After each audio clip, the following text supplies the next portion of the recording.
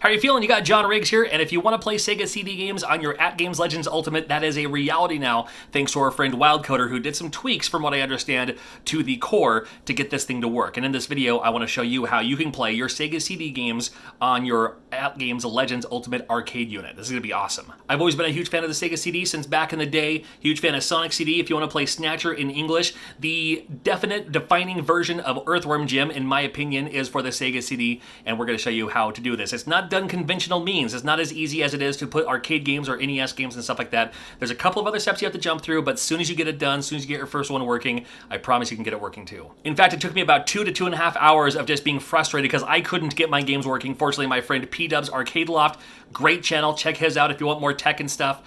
He walked me through the process. I got it to work through his process, and then I was like, okay, I see what I did wrong, and now I'm going to see what else I can do from there.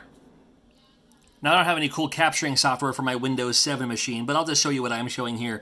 This is the root directory of my USB drive that I pop into my Games Legends Ultimate to get it to work and play these games here. Super Nintendo, Nintendo Genesis, a couple arcade games. I'll show you how to do all this in other videos, but since this is now freshly available, I want to show you how to get this done. And I'm going to have links to everything you need in the description below, all right? So Sega CD games, that's where I'm going to put my finished product so I can actually play it in the Legends Ultimate. But to do that, not conventional means, you have a content folder, and you have to create one of these yourself. Lowercase, everything is going to be lowercase as far as this folder goes. So content, in there, you'll have 2 folders, one for BIOS, one for consoles, all right? Now the BIOS, which stands for, I think it's like, is it basic input-output systems or something like that? These are the files that tell your system what to do, especially like CD-based systems. And these are 3 different ones for European, Japan, and America, for you in the United States. So you have these. I can't link to download these, but if you just do a quick search for them, you'll find them. I promise you'll find them. So these are your Sega CD BIOS. You'll need these to get the system to work. And then consoles, well, right now we just have the Sega CD, and it has to be spelled like this: Sega CD, capital S's, CD capitalized. You can make this yourself. Now in here, these are the game's files. These are your ROMs, basically. They're not really ROMs, they're IOs, they're the bin and queue files. These are what the CDs look like when they're dumped onto here. Like we have Adventures of Batman and Robin. Here's Adventures of Batman and Robin. These are all the bin files. Sometimes there's like music files, but these are bin files here. And then this is the queue file. If you're not familiar with what queue is, it's kind of like a table of contents. It tells the games, the game reads this 1K file, and it's basically a file that says, okay, for this scene, go here. For this scene, go here. Grab from different things, whether it be a CD, like using a laser, or the game's memory, like using an emulator. So, and we'll talk about that here in a moment. You don't want any special characters. That was the big thing that I kept on making it not work for me. So it says Batman Returns. I'm going to reduce that so it just says Batman Returns. No parentheses, no dashes. And then down here, too, I don't need to worry about the bin file. I learned. But you do need to worry about the queue file. Batman Returns. Again, these are all already dumped on here. Got Earthworm Jim Special Edition. Earthworm Jim Special Edition. I already reduced that down to just what it is. What else did I just pop on here recently? Oh, now this one. This one's all over the place. So we're just going to call this Cobra. And it's okay if you capitalize it. Cobra.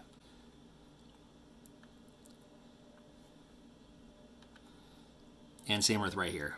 I'm going to make everything the same, just so I know it works. And again, I'm showing you how I do this. If you look at Wildcoder, you might see something different. If you look at P-Dub's Arcade Loft, he's going to show you something different. If you watch those videos, they will work the way they're doing it. But I'm going to show you how I did it and how I got it to work. I have this file over here. I haven't dumped it on here yet. This is the Terminator, one of the greatest soundtracks of any video game of all time. And I'm going to put it over here. Now, again, I'm going to show you how I do it. So this is the file, remember, content, consoles, Sega CD, and then this is where the game's information goes. I'm just going to drag and drop it. I'll do that first. And this will take a moment. I just remembered while this is doing this. Could remove that dash. There we go. Earthworm Jim Special Edition. I'll just call it Earthworm Jim. I know what it is. I know what it is. All right, we'll keep this going here. All right, we got the Terminator. And again, the comma may or may not work. I'm not going to take any chances. I'm just going to call it Terminator, if I can actually hit the R instead of the T for the 5th time in a row. Good Lord. All right, so we got Terminator. And I'm going to look in here. And I'm going to just delete all this random extra stuff. So there we go, Terminator.q. Now if you do like a right-click open with text file, again, this is what it looks like. This is your Q file. It just tells the game's information, what to grab, when to grab it, where to grab it. It just works, all right? And if you are changing these, and one thing I saw in P-Dub's Arcade Loft video is he cleans up he cleans all this up, so it's like, the dot, comma dot USA in parentheses. He does that for every single one of these bin files, and if you do that, you have to do it in this Q file too. And it's easy to do. Just do it in the Q file and then save it. It'll work just fine. No problem at all. It does make it look a lot cleaner and maybe more efficient, I'm not sure, but I just want to show you how I get my games working here. So now that the game itself is on the flash drive, we need to have a way to access it from our @Games Legends Ultimate.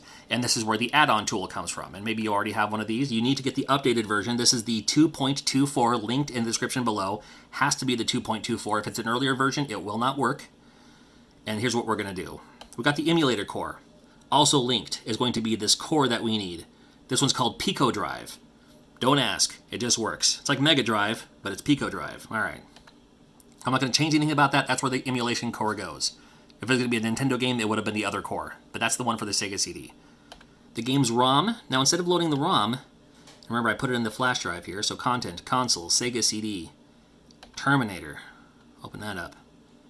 You're not going to see it here, but when you drop this down, can't really see it down there, can you? When you drop that down to any file, then it pops up. All right, so grab the Q file. The bins are alone. Again, all you need is the Q file, because the Q file is going to tell the game's information where to grab it from. Now you can build this package just like this. If you want to add art to it, for this purpose, I usually don't, because I just want to play the game, but it does look a lot nicer when you actually go through the effort, go through the trouble. You have to do it for each individual game. But we're going to, which one am I working on here? I don't remember. Is this the game art? I grabbed the box art for it. So here's the box art, all right? And then the bezel art, this is going to be on the sides of the machine. Because again, like these games are going to be like the 4:3 ratio, but when it's 16:9, you're going to have that blank space on the sides. And it'll only work, see, it's only going to work with a PNG file. I got to make myself a PNG file right now. All right, it's a PNG file now. Oh, and I was going to show you too. Don't worry that this is all cropped off. It's going to resize it once it's in the system. Depending on the size, it may squish it, one way or another, but just because it looks cropped here, it'll show up just fine. Again, the bezel art's on the outside. I just typed in Terminator wallpaper. The bezel art has to be a PNG, and it has to be 1280 by 720. It's the same size of your YouTube thumbnails, probably. So I could put one of my YouTube thumbnails as one of the backgrounds if I wanted to. That might be kind of silly. 1280 by 720. You could probably Google search, Terminator PNG 1280 by 720, and something will probably pop up, like wallpaper or something. Or you can always just make your own too. I'm just going to grab this one that I found because I thought it looked pretty cool. Build the package. Now that it's good to go, I'm going to put it straight in my drive here, and this is where I put in the Sega CD folder. You can see I already have a couple of other games in there, including a few games that I was practicing and testing on to see if it would even work in the first place. And it's already ready to go. Just like that. So we're going to pop it over. You know what? I'm going to do... No, we'll pop it over right now. Let's see how it works. Hopefully it works well. So here's the Legends Ultimate, again from @Games. I'm going to aim it just about right there. So, we have... I'll turn this light on, just so you can see a little bit better. It's going to show up a little bit better, maybe a little bit. So here's the flash drive I use. Nothing too fancy. And in the far corner, right there. Make sure I pop it in the right way. Now when you do that, this little icon's going to pop up here. That means that it's thinking about it. This is going to be the BYOG. You're going to bring your own game. And I'm bringing my own games, as I just made some for the Sega CD. So excited to play some of these. The arcade stick's already set up for Sega CD. With your three buttons are down here, or if it's 6 button, it's up there. Here you go. Here's the add-on. Click on that. I made that Sega CD folder. Not the contents and all that. That's not going to show up here. Oh, that's going to show up there, but you're not going to worry about that. Sega CD, that's the only one I need to worry about. Click my A button, and here you go. Again, these are the default box arts. That Terminator one I made is going to be over here. Yeah, there you go. So there's the box art for Terminator. Remember on the icon it looked kind of cropped? Shows up just fine there. Highlight it, hit A. With any luck, we're going to see the Sega CD BIOS here. There we go. That's old school Sega CD. That's the version 1.0 or 1.1 on this one. When you're ready, hit start. I'll just hit A. Or if you hit A, you'll go to the CD menu, but you can also just hit CD-ROM. I should have hit start, right? And remember that little thing that I made on the side? There's that Terminator eye looking at you. Nah, I could probably resize it. Not resize it, but, you know, shape it differently so you can see more of it. Or maybe put like half on one side, half on the other side. I don't know. You can use your own creativity on that one, I suppose. Anyway, there's a Terminator. Yeah, that looked amazing back in the day. It's like, oh my god, it has video? And remember, I didn't change any of the bin files or anything, but it's already queuing up the music. Remember, when you're all done, hit menu, quit game, go right back to that main menu that you were just at. Play something else. WWF Raids in the Cage. Love that one. Urusei Yatsura. Love the anime. I just wanted to check out the Sega CD game because it gives you a chance to play import Sega CD games. You even get the Japanese system BIOS on this one. Look at this. Pretty cool, right? But you got Snatcher in English. Gotta love that. Panic, one of my favorite games of all time. I'll play a little bit of this. And in the meantime, I want to give a huge shout out to Wild Coder for coming up with the core to get this thing to work. Hoping we'll see maybe like a PlayStation 1 core in the future, maybe a Sega Saturn core, or even a Dreamcast core. You never know. You never know. And a special shout out to my buddy P-Dub's Arcade Loft. And seriously, that's not broken, by the way. The game does that.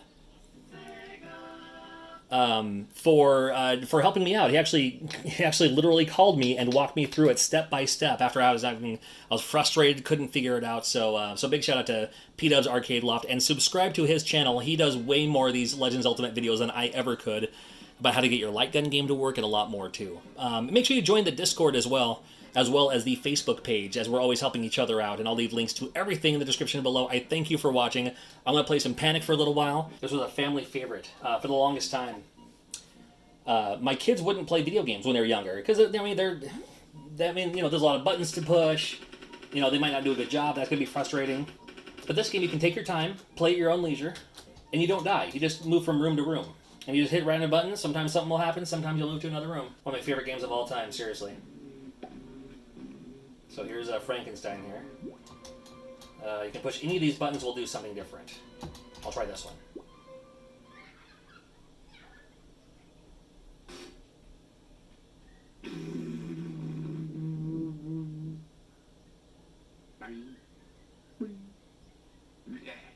Alright, that was the wrong one.